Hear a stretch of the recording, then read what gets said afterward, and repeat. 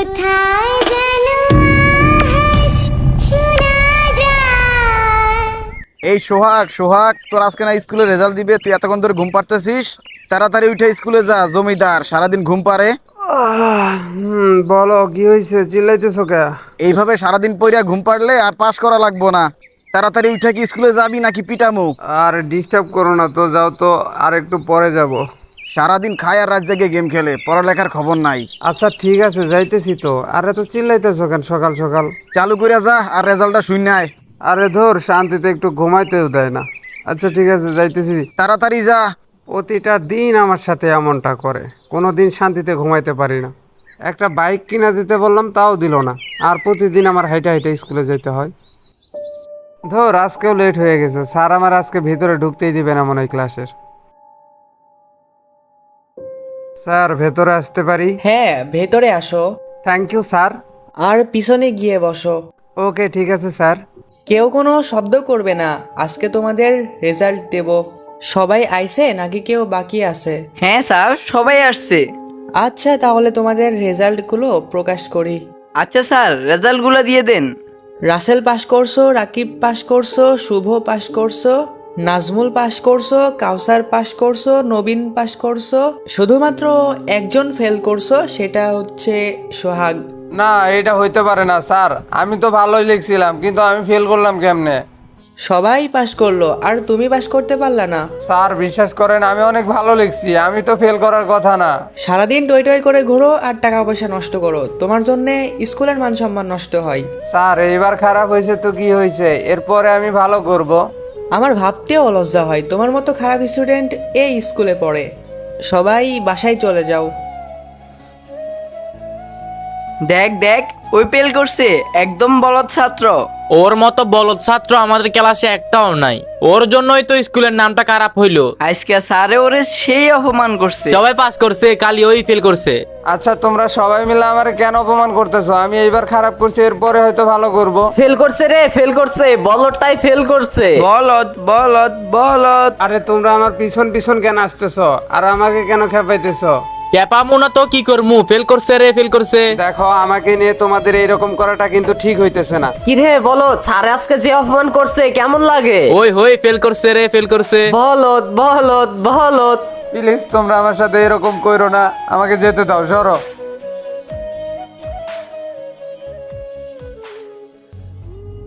Sir sir, হ্যাঁ নাজমুল, বলো।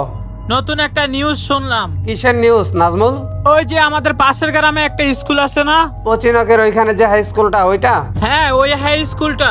আচ্ছা, ওই স্কুলে কি হয়েছে সেটা বলো। ওই স্কুলের নাকি দুইটা ছেলে নিখোঁজ হয়ে গেছে, একজন 4 তারিখে, একজন 6 তারিখে। কি বলতেছো তুমি? আর 2 দিন ব্যবধানের মধ্যে দুইজনকে কিডন্যাপ করছে? তাহলে তো আমাদের গিয়ে দেখতে হবে ওইখানে। হ্যাঁ স্যার, আমাদের তাহলে ওইখানে গিয়ে দেখতে হবে। আচ্ছা স্যার, চলেন তাহলে আমরা গিয়ে দেখে আসি। হ্যাঁ নাজমুল, তুমি একদম সঠিক কথা বলছো, আমাদেরকে গিয়ে দেখতে হবে। আচ্ছা ঠিক আছে, চলো এখনই যাই।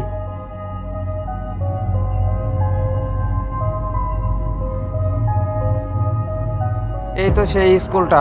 আচ্ছা, তুমি গাড়িটা এখানে ব্রেক করো আর গাড়ি থেকে নামো।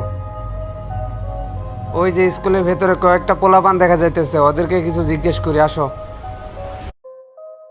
এই যে শোনো, তোমাদের স্কুল থেকে যে দুজন নিখোঁজ হয়ে গেছে, এদের ব্যাপারে কেউ কি কিছু জানো? এর আগে কখনো আমাদের স্কুল থেকে এমনটা হয় নাই। আর যে দুইজন বন্ধু আমাদের নিখোঁজ হয়ে গেছে, স্কুল ছুটি দিছিল, কিন্তু আমরা বাড়ি চলে গেছি, ওরা কিন্তু বাড়ি যায় নাই। এদেরকে কি কেউ স্যার কিডন্যাপ করলো? সেটাই তো বুঝতেছি না নাজমুল। 2 দিনের মধ্যে দুজন বন্ধুরে কে জানি নিয়ে গেছে। তাহলে এদের দুইজনকে কেউ কি কিডন্যাপ করলো? এর আগে কোনোদিন আমাদের স্কুল থেকে কেউ কিডন্যাপ হয় নাই। স্যার, দুইজনকে একইভাবে নিখোঁজ করা হয়েছে। কিন্তু আমার কাছে বিষয়টা কেমন যেন একটু অন্যরকম লাগতেছে। এটা যদি কিডন্যাপ হইতো, তাহলে ওদের দুইজনের ফ্যামিলির কাছ থেকে টাকা চাইতো যারা কিডন্যাপ করছে। তাও তো কথা। আচ্ছা ঠিক আছে, তোমরা সবাই এখন বাড়িতে চলে যাও। স্যার, আপনারা যেভাবে হোক ওদের দুজনকে খুঁজে বের করেন। আচ্ছা ঠিক আছে, তোমাদের ভয় পাওয়ার কিছুই নেই। আমরা যেভাবে হোক তোমাদের বন্ধুকে খুঁজে পাওয়ার চেষ্টা করব। আমাদের যথেষ্ট পরিমাণ চেষ্টা চালিয়ে যাব তোমার বন্ধুকে খোঁজার জন্য। আচ্ছা ঠিক আছে, তুমি এবার বাড়ি চলে যাও। আচ্ছা নাজমুল, তুমি আমার সাথে আসো।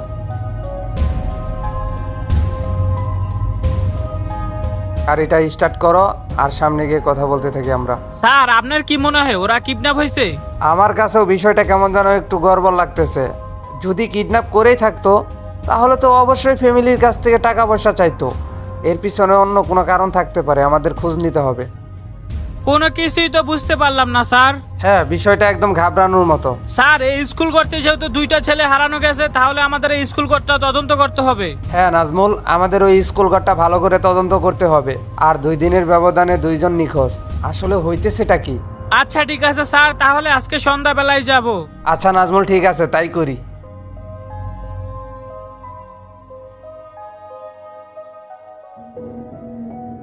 স্যার, স্কুল করে সামনে এসে পড়ছি, নামেন। আসেন স্যার, ভিতরে যাই। হ্যাঁ হ্যাঁ, চলো চলো। নাজমুল, এক কাজ করো, প্রত্যেকটা রুম একটু ভালো করে চেক করে দেখো তো এখানে কোনো মানুষ আছে নাকি। হ্যাঁ স্যার, আমি সব জায়গাগুলো দেখতেছি। নাজমুল, এখানে তো কোনো কিছুই পাইতেছি না। আমার মনে হয় ওদেরকে কেউ কিডন্যাপই করছে। স্যার, এই জায়গাটাতে এত ভয়ানক আওয়াজ আসতেছে কই থেকে? ওই সন্ধ্যা হয়েছে তো, হয়তো আশেপাশে কোনো শিয়াল ডাকতেছে। স্যার, আমার খুব ভয় করতেছে। আরে নাজমুল, এত ভয় পাইলে চলবে না, এখানে আমি আর তুমি ছাড়া কেউ নাই। এমন অদ্ভুত আওয়াজ আমি কখনো শুনি নাই। স্যার, পিছনে তাকান। স্যার, পিছনে তাকান।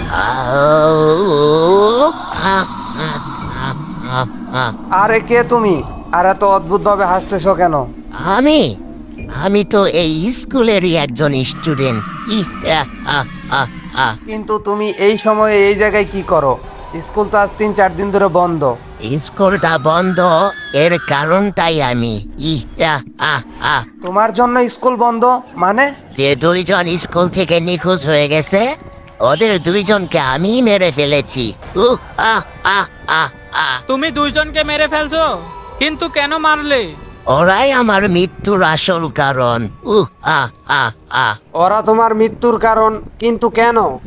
তোমার জন্যে স্কুলের মান সম্মান নষ্ট হয়, আমার ভাবতেও লজ্জা হয় তোমার মতো খারাপ স্টুডেন্ট এই স্কুলে পড়ে।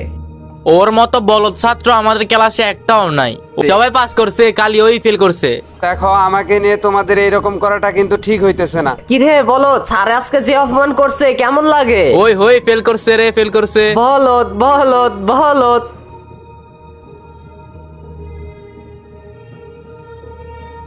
আব্বু, আব্বু। কিরে, তোর রেজাল্টের খবর কি? মানে আব্বু, কথা বলতেছিস না কেন? বল, তোর রেজাল্টের খবর কি? বিশ্বাস করো আব্বু, আমি অনেক ভালো লিখছিলাম, কিন্তু আমি... তুই পাস করতে পারিস নাই? না আব্বু, আমি পাস করতে পারি নাই। অপদার্থর বাচ্চা কোথাকার! তুই আমার সম্মান একটু ধরে রাখতে পারলি না। তোর কারণে মানুষ এখন আমাকে ছোট কইরা কথা বলবে।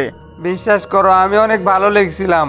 আচ্ছা, যা হবার হয়ে গেছে, আমি সামনের বছর আরো ভালো করার চেষ্টা করব।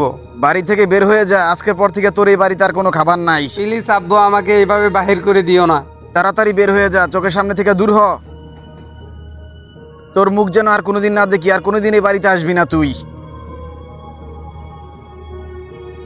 আমার ফেল করার কারণে বাবা আমাকে বাড়ি থেকে তাড়িয়ে দিল। আমার কারণে নাকি স্কুলের নাম খারাপ হয়। আসলে কেউ আমাকে ভালোবাসে না। ক্লাসের ছাত্ররা পর্যন্ত আমাকে সবাই মিলে অপমান করে। এর থেকে ভালো আমি এইখান থেকে লাফ দিয়ে মরে যাই। এই স্কুলের জন্য আমার যত সমস্যা।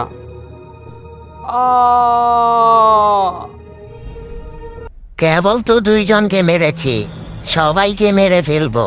দেখো, সব কিছুই কিন্তু সুইসাইড করলে সমাধান হয়ে যায় না। আর যদি তুমি মনে করো ওরা তোমার মৃত্যুর কারণ, তাহলে তোমার ধারণাটা ভুল।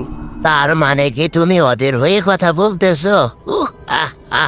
ওদের হয়ে কথা বলতে যাব কেন? তোমার হয়ে কথা বলতেছি। তুমি হয়তো সব ঘটনা জানোই না। তার আগে বলো, এই ঘটনাটা শোনার পর তুমি যাদেরকে তোমার মৃত্যুর কারণ মনে করতেছো তাদেরকে মারবে না? আচ্ছা ঠিক আছে, যদি ঘটনাটা আমার ভালো লাগে তাহলে আর কাউকেই মারবো না।